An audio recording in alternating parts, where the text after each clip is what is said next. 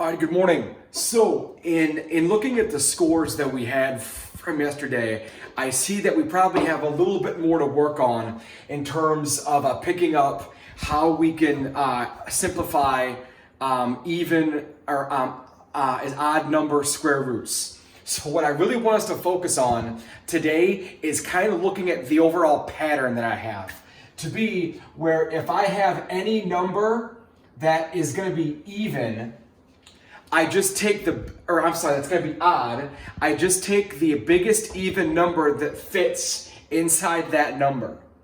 And then I take that even number and it'll almost always be times the square root of n.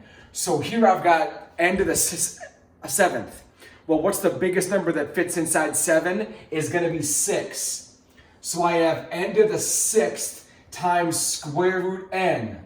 Well, what times itself is 6, or essentially what's half of 6? That's going to be n to the 3rd, and then I bring down square root n.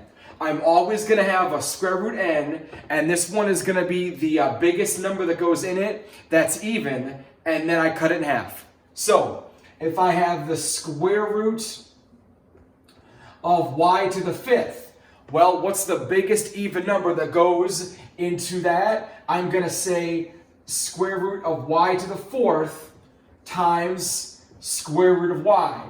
What's half of 4 is going to be y to the 2nd square root y.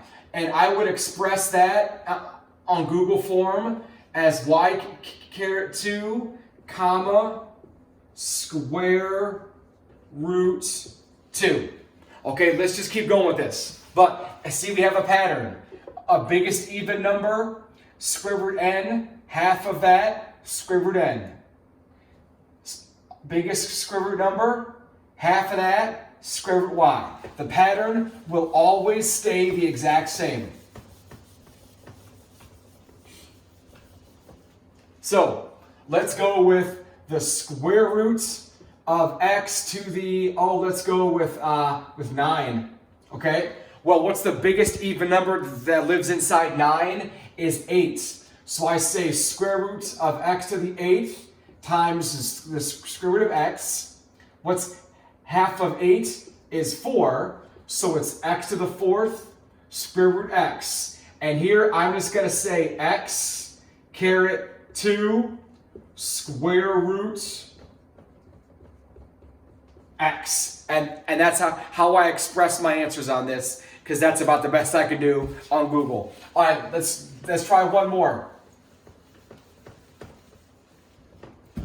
So let's go square root of x to the 3rd. Well, what's the biggest even number that lives inside 3 is 2.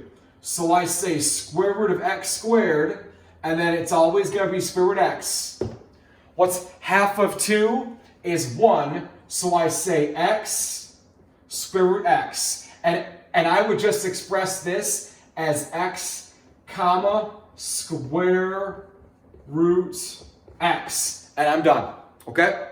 So I have another little quiz for you guys today, and you can always just check out this video and then the one from yesterday as well. All right, thanks guys, have a good weekend. We'll see ya, bye.